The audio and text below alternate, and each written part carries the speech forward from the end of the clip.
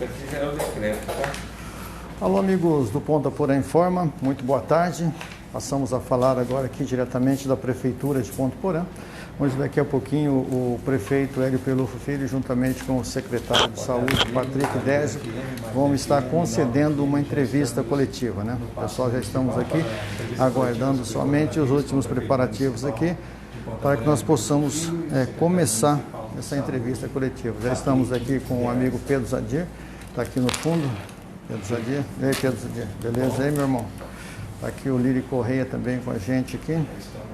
Pessoal da imprensa aqui. Estamos aguardando aqui, então, o prefeito se arrumar ali. E nós vamos falar a respeito do boletim divulgado hoje, né? Boletim divulgado hoje aqui a respeito da situação do Covid na cidade de Ponta Porã.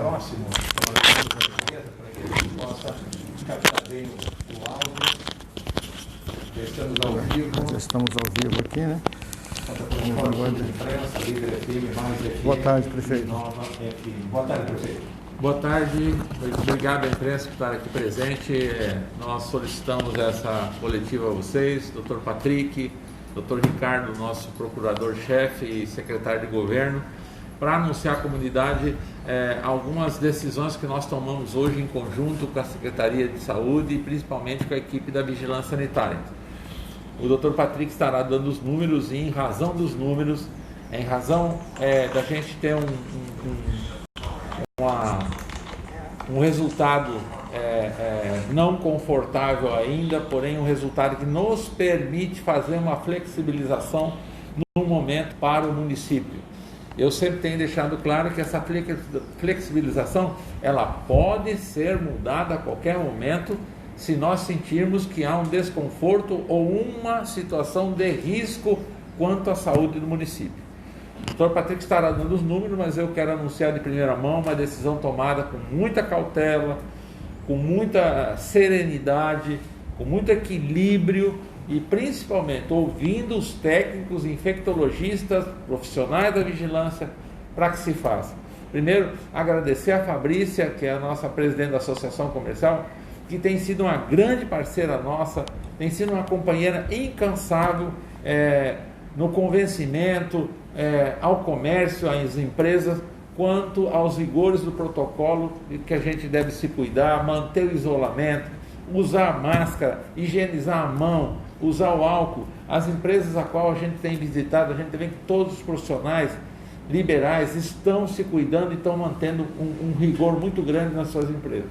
Em razão disso, o doutor Ricardo criou um único decreto, juntou todos os decretos constituídos desde março, transformou isso numa única peça, que é o decreto 8.593/2020.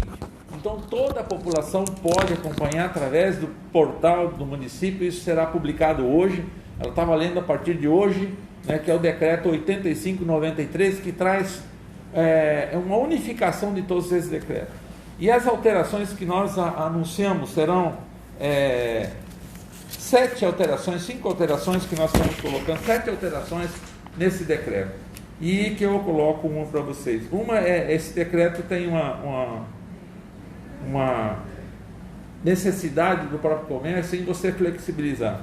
Uma que passa a partir de hoje o toque de recolher para as farmácias, né, que passa a ser até as 22 horas e podendo estar em plantão 24 horas, que isso era 21 horas, nós passamos para 22 horas. Os supermercados passam a funcionar até as 20 horas. Tá? Os bares, restaurantes, conveniências, deliveries podem funcionar até 0 hora, até a meia-noite. Tudo isso para flexibilizar que as pessoas possam ir em horários diferentes e você tenha um menor número de aglomeração. Porém, fica avisado o rigor permanente da vigilância sanitária, da guarda municipal, das autoridades constituídas para fazer essa fiscalização. A fiscalização continuará rigorosa. Aquele que desrespeitar será fechado seu estabelecimento, coisa que a gente não gostaria que isso ocorresse. Então fica todos os bares a partir de hoje autorizados a funcionar até meia-noite, né? Havendo um comportamento, né, doutor Patrick, ordeiro, cumpridor, os números se mostrarem confortáveis para a equipe da saúde, a gente pode ir flexibilizando isso com responsabilidade, com critério, conversando com cada segmento. Nós, a partir de hoje, vamos reestabelecer o transporte interestadual que estava proibido em Ponta Porã.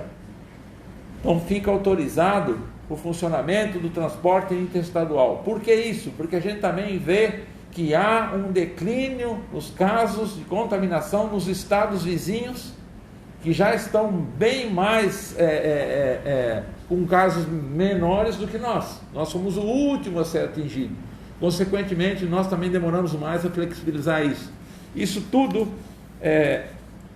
sempre levando em consideração que todas as empresas precisam apresentar um projeto de biossegurança à equipe da vigilância sanitária, ou senão não funciona. Fica alterado também alguns serviços essenciais do 11 RCMEC.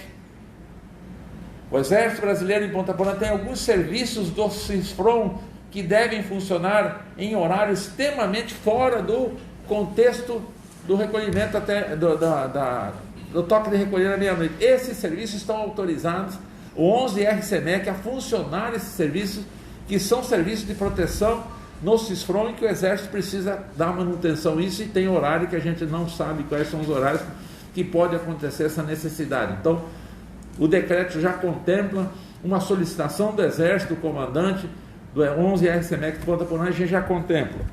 Nós estamos disponibilizando e flexibilizando quanto às igrejas para os cultos, tanto as igrejas evangélicas quanto a igreja católica, todos os segmentos religiosos estão atendidos. Atualmente o limite passou de 3 para 4, né? E a celebração dos cultos e das missas, que eram de 60 minutos, nós passamos a 90 minutos, 1h30. Então, a missa, os cultos podem ter uma duração de 1h30. Além disso, flexibilizamos todos os movimentos religiosos, pedindo para que a gente reduzisse a idade das crianças até 10 anos. A equipe atendeu e entendeu que nós vamos reduzir até 12 anos, está autorizado. Está proibido crianças com menos de 12 anos frequentar cultos religiosos. E o 12 anos está dentro do ECA, dentro do Estatuto da Criança e do Adolescente. Tudo isso foi criteriosamente estudado com a equipe nossa de segurança, com a infectologista, coordenado pelo Dr. Patrick. Então as igrejas podem agora, a partir de hoje, ter um culto de 90 minutos e levar crianças até 12 anos. Nós outorgamos e permitimos que, a partir de hoje, todos os bares e restaurantes possam utilizar a calçada neste período de pandemia. Fica autorizado o uso da calçada, sempre deixando um corredor para que o cidadão possa circular livremente. Qual é a razão disso? É uma maneira de você aumentar o teu ambiente de serviço e, consequentemente, você aumenta o distanciamento entre um cliente e outro. Então está autorizado a todos os bares estender o serviço nas calçadas. Porém, vou voltar a frisar, não esqueçam de deixar o espaço para que as pessoas possam circular. Nós já saímos do período do inverno praticamente, então estamos já quase na primavera, inverno, o tempo já está mais... Você tem mais calor, menos frio, então dá para você usar a calçada. O que eu peço ao dono de bares e restaurantes? Que a contrapartida seja essa: distanciamento, manter o rigor na higienização, manter o rigor no cuidado dos protocolos, e que possam usar as calçadas para você manter um distanciamento maior. Nós, em momento algum, proibimos o funcionamento das escolas particulares. Nós recomendamos que não era conveniente o momento desse funcionamento. A partir de hoje, essa recomendação fica retirada e as escolas que entenderem que devem funcionar, elas devem apresentar um protocolo de biossegurança para a Secretaria de Saúde, em específico a equipe da Vigilância Sanitária, e esse protocolo será analisado pela equipe e aí eles poderão funcionar. Em momento algum nós proibimos, porque nós não temos autonomia a respeito disso. Quem cuida das escolas estaduais, as escolas particulares, principalmente de segundo grau, é o Estado.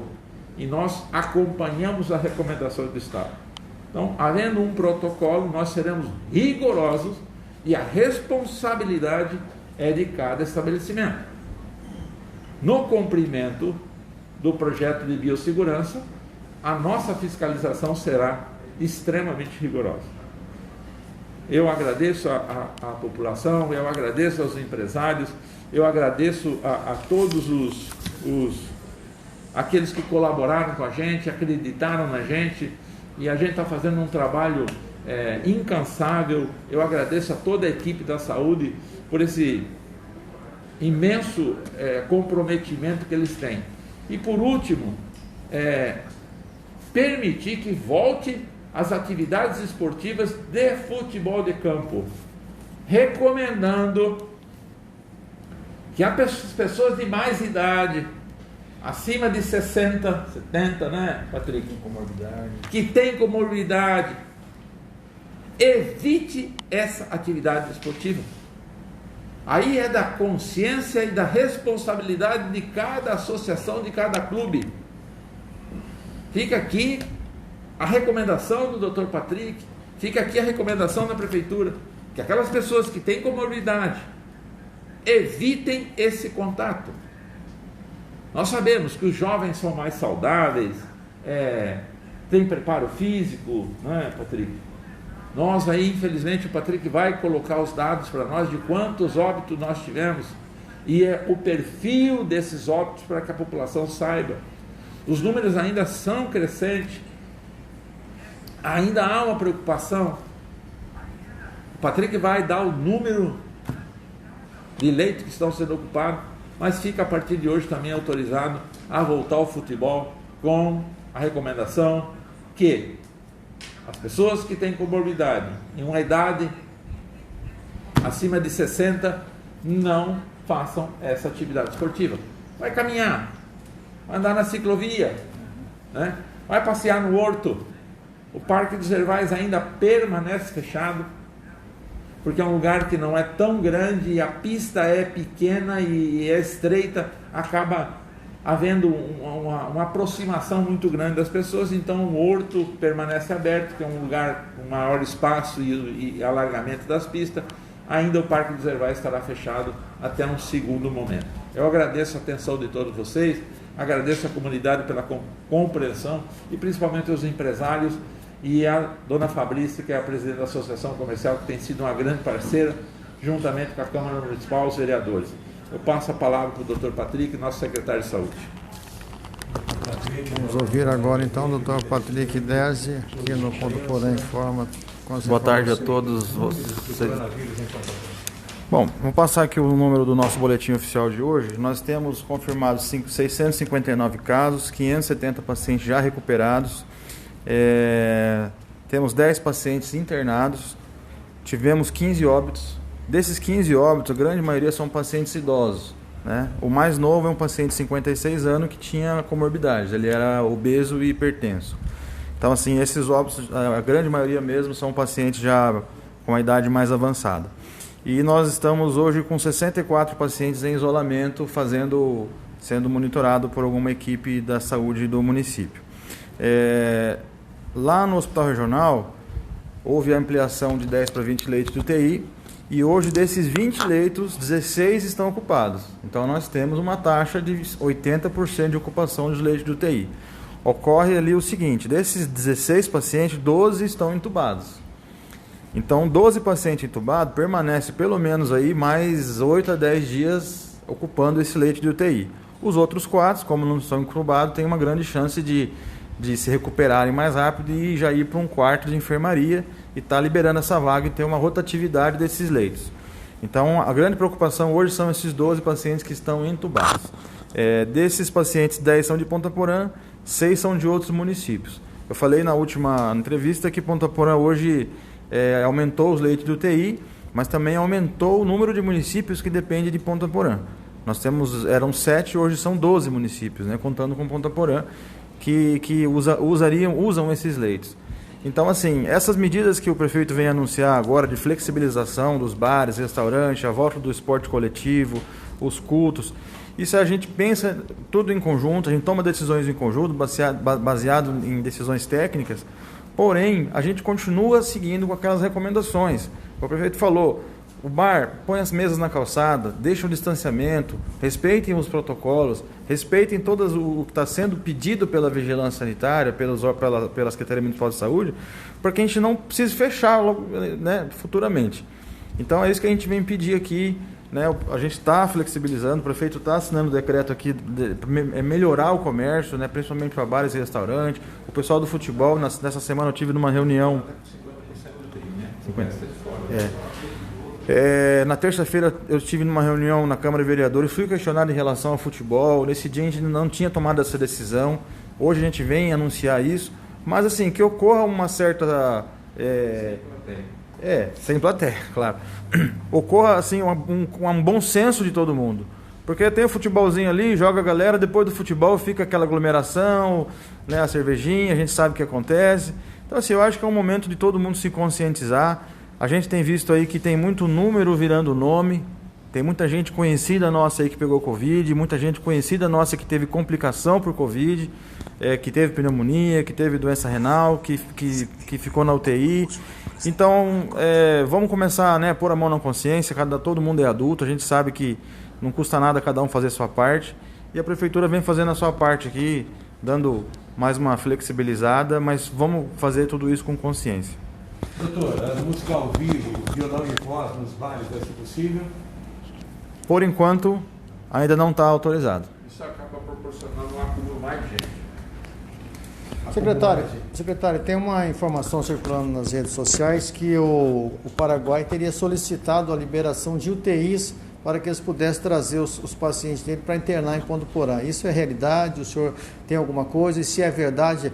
O sistema de saúde de Ponta Porã tem condições de receber os cidadãos paraguaios? A gente ouviu esses rumores, né, durante a semana, que alguns vereadores de Pedro Juan Cabaleiro queriam fazer essa reivindicação, mas nada oficial. Ainda não chegou nenhum pedido oficial, nenhuma ligação, né, nenhuma autoridade sanitária, política de Pedro Juan Cabaleiro entrou em contato com a gente. Então a gente não sabe se isso é só fato ou se tem algum fundo de verdade. Você sabe como é que está a situação lá? Eles têm passado para a Secretaria de Saúde daqui? Nós criamos um comitê, um grupo de WhatsApp. Na verdade, fizemos uma pequena reunião no início da pandemia e nesse grupo tem algumas autoridades sanitárias de Pedro Juan Cabaleiro. Então, frequentemente, eles mandam os boletins, mas não é tão atualizado quanto o nosso, que sai diariamente, que a gente dá as entrevistas, que a gente passa a informação. E assim, a nossa preocupação, se realmente houver essa reivindicação deles, com 80% de leito ocupado de UTI, fica muito difícil você abrir para mais... Acredito que Pedro Juan Cabaleiro deve ter mais de 100 mil habitantes, né? Então, mas nada oficial por enquanto. O resultado das vagas do Pedro? Obrigado. O senhor falou sobre as escolas particulares e as da rede municipal. Qual a previsão de retorno para esse ano ainda? Não sabemos. É uma grande discussão, né? O Estado prorrogou, nós temos acompanhado o Estado, prorrogou até 8 de outubro, né, doutor Ricardo? Até 8 de outubro a suspensão. Nós não temos. Nós estamos aguardando uma reunião da Confederação dos Secretários Estaduais de Educação, das entidades nacionais e do próprio Ministério, uma recomendação. Existe muita especulação aí, existe muitas propostas. Uma de você validar o ano agora, no final de novembro. Existe uma proposta de você criar o sexto ano ou nono ano, ou seja, voltar como era antigamente, você criar mais um ano para que ninguém fique prejudicado e começa todo mundo o ano que vem. Nós temos feito uma reunião constante com a educação, porque é uma grande preocupação nossa. Nós estamos estudando um projeto de biossegurança para as nossas escolas. São mais de 24 escolas. E como é que nós vamos voltar? Qual é a orientação? Então nós pedimos a orientação de alguns infectologistas, pedimos um pré-estudo, já chegou esse estudo até nossas mãos, é um investimento grande que nos deixa muito preocupados, porque cada escola tem uma estrutura física, cada escola é de um jeito, as escolas nossas não são padronizadas, tem escola que tem um espaço para refeitório, tem escola que não tem espaço para refeitório, tem escola que é pequena, que não tem um espaço de convívio grande, tem escola que tem espaço fácil. Então está se criando um projeto de biossegurança para cada escola. E aí você tem um fluxograma de funcionamento, você tem uma logística de por onde você entra, por onde você sai, como é que você vai treinar os nossos cozinheiros, como é que nós vamos treinar os nossos auxiliares de cozinha, como é que nós vamos receber essa criança. Uma das coisas, por exemplo, que me assustou, Pedro, que a infectologista falou: o senhor vai ter que ter uma lavadora industrial em cada escola de louça. A criança vai comer, vai receber o prato dela com alimentação, ela vai largar numa bacia, essa bacia vai ser recolhida até o espaço e vai ser higienizada. O banheiro você não vai poder... tem pré-escola, tem crechezinha que você vai lá, a diretora é tão caprichosa, ela tem toalhinha, ela tem tapete de crochê, isso tudo tem que retirar. Tudo você tem que ter sabão líquido, você tem que ter álcool gel, você tem que ter EPI descartáveis para os funcionários e você tem que ter EPI para as crianças. Nós fizemos um pré-estudo para 8 escolas, nós vamos precisar de 4.000 máscaras só para 8 escolas. Fora EPI, fora que nós vamos... Já se levantou que nós vamos precisar milhares de testes para testar constantemente os nossos profissionais da educação.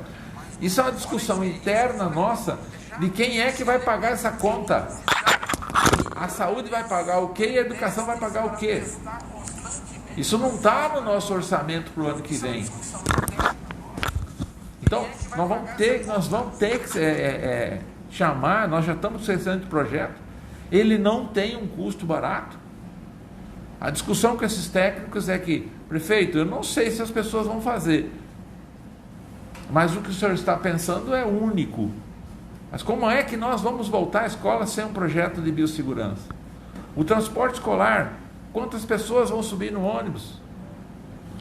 Como é que vai ser higienizado esse ônibus? Isso não está no custo do transporte. Aí eu vou te dar um exemplo, Pedro. Escola Mendes Gonçalves do Estado, na rua Tiradentes. Como é que você, naquele caos ali, comercial, você consegue fazer fila de recebimento de criança que tem quase 1.000 alunos ali? O Joaquim Murtinho, tranquilo, você tem 2 entradas, 2 saídas, 3 saídas. Agora tem escola que a infra dela, Escola Batista, que é Orlando Mendes. Então está sendo feito um estudo para cada uma delas para o ano que vem. O Dr. Patrick está coordenando isso junto com a Secretaria de Educação. Nos preocupa muito, que é lógico, o ano que vem é outra administração e quem estiver à frente da administração é que vai tomar essa decisão definitiva, mas esta administração vai deixar isso tudo pronto. Obrigado. Secretário, com relação à barreira sanitária, né? O prefeito atendeu aquilo que foi pedido pela comunidade, a barreira sanitária trabalhou ali, ficou aquele período ali. Qual que é o balanço final que o senhor faz? Foi legal, foi importante, cumpriu o papel que foi proposto? A barreira sanitária, na verdade, foi mais uma arma, né? Mais uma ferramenta que a gente usou no combate ao Covid. Ela ficou ali por um bom tempo, a gente usou bastante dos nossos servidores, eles fizeram um trabalho muito legal ali de controle, de quem entra, quem sai. Foram detectados bastante pacientes com sintomas, e esses pacientes foram encaminhados para as unidades de referência. E a gente percebeu que chega um ponto que, como já tem no estado uma transmissão já é comunitária há bastante tempo, todos os municípios têm o vírus, a gente acha que a barreira sanitária já tinha cumprido o seu papel com eficiência e a gente acabou encerrando assim, pensando até na questão dos servidores que já estavam bem exaustos, bem cansados, e a gente vai usar esses servidores em outros projetos e o recurso que está sendo investido ali em outros projetos. Da barreira? Não, dos índios lá que aconteceu ontem, né? Teve um fato que aconteceu na aldeia Lima Campo, né? Uma indígena que veio de uma outra aldeia, de Carapó, ela participou de um funeral lá e teve contato com pessoas suspeitas e tal, e ela acabou se deslocando aqui sem avisar as autoridades sanitárias, nem os próprios administradores das aldeias, vamos dizer assim, e isso foi identificado, né, durante a semana. A nossa equipe esteve lá, esteve em contato com o cacique lá da aldeia para poder tomar as providências necessárias. Essa paciente foi isolada, ela foi testada, o teste não está pronto o resultado, e aí a gente está dando todo esse apoio lá para a aldeia Lima Campo, onde foi encontrada essa paciente que veio de outra aldeia, né, que supostamente possa estar contaminada. Então já foi feito o bloqueio para que não dissemine ali o vírus ali na aldeia, que a gente sabe que é uma preocupação muito grande, já aconteceu em outros municípios. Muito bem, eu acho que era isso. Doutor Patrick, Hélio Pelufo, prefeito, os recursos do governo federal e do governo estadual são suficientes para esse primeiro momento de combate ao Covid-19 em Ponta Porã? Ou ainda falta muito recurso e muitas doações? Não, a gente tem recebido recursos de todos os deputados, de todos os senadores. Eu sou muito grato. Todos eles disponibilizaram recursos para Ponta Porã. Os 3 senadores, os 8 deputados estaduais, todos federais disponibilizaram recursos para nós, cada um no seu tamanho, na sua condição, e eu sou grato a todos eles. A gente tem procurado administrar isso com muito zelo, com muita transparência, com muito critério, né?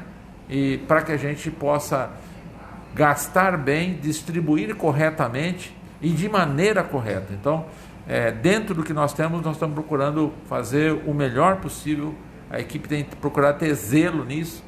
Hoje nós recebemos a última parcela do recurso, que foi a reposição do ICM e do ISS, a perda, né?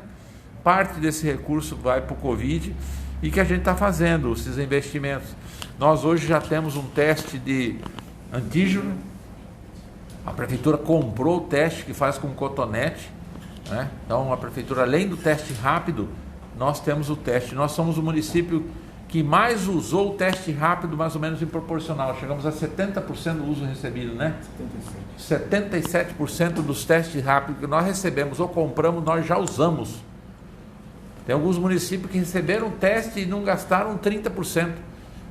Nós vamos chegar a 80% semana que vem dos testes nossos rápidos, inclusive o teste que o recurso vindo do Fomplato e dos testes que o governo do estado mandou. Além disso, a prefeitura, nesse recurso do Fomplato, adquiriu o teste de antígeno, que é o cotonete. Esse teste ele tem um controle rigoroso do Dr. Patrick, pessoalmente dele e da vigilância, porque ele é usado estreitamente, principalmente para os nossos profissionais da saúde e de segurança, porque ele é um teste que detecta no primeiro momento. No primeiro dia ele já detecta. Segundo dia você já detecta que você está contaminado. Ele tem mais eficiência que o teste rápido. Tá? Então a gente tem feito esse investimento com esses recursos e a gente tem procurado dar uma resposta à população rapidamente. Muito bem, acho que era isso, né? Quero agradecer e deixar para as suas considerações, prefeito, por favor. Eu agradeço muito a comunidade de Ponta Porã. Eu aproveito essa oportunidade para agradecer as orações que chegaram até mim no momento que eu contraí o Covid. Agradeço demasiadamente ao Dr. Patrick, que nesses 6 meses de pandemia aí, acabou virando um médico de quase todo mundo, em função do conhecimento que ele tem, do envolvimento que ele tem. Agradecer toda a equipe da saúde, aos agentes de saúde que me ligavam todo dia, perguntando se eu necessitava de alguma coisa. Agradecer a população de Ponta Porã pelas orações. A gente venceu essa etapa, não é fácil, o emocional toma conta de você, A minha família toda passou por isso, todos os meus filhos acabaram sendo contaminados e eu peço, eu sei o que eu passei, o Dr. Patrick, como meu médico, sabe o que eu passei nas horas mais difíceis, e aí eu peço às pessoas, mantenha distanciamento, use máscara, higienize a sua mão, não leve a mão ao olho, à boca, ao nariz, evite a aproximação com as pessoas, converse com as pessoas sempre de máscara, mantenham esse isolamento, e se você puder ficar em casa, não tenha dúvida, enquanto essa vacina não chegar, enquanto a gente não tiver essa vacina, nós vamos ter que continuar com esse enfrentamento e essa luta. O momento é difícil ainda é preocupante, a equipe continua de plantão, mas eu agradeço a população de Ponta Porã por compreender as nossas ações, muitas vezes ríspidas, duras, mas necessárias. E sempre as atitudes que nós tomamos, as decisões que nós tomamos, foram conjuntas com a Câmara Municipal, com a Secretaria de Saúde, com as autoridades competentes na área, porém, sempre pensando no bem comum, sempre pensando no bem-estar e na saúde da maioria. Eu agradeço a população por depositar essa confiança na Secretaria de Saúde. Um grande abraço a todos, que Deus nos abençoe, que Deus continue protegendo essa terra maravilhosa para sempre, sempre e sempre. Obrigado. Muito bem, então aí tivemos a palavra do prefeito Hélio Pelufo Filho, secretário Patrick Dese, também o secretário Dr. Ricardo com a gente aqui. Um grande abraço a todos, mais informações amanhã aqui nos canais Ponta Porã Informa. Um grande abraço.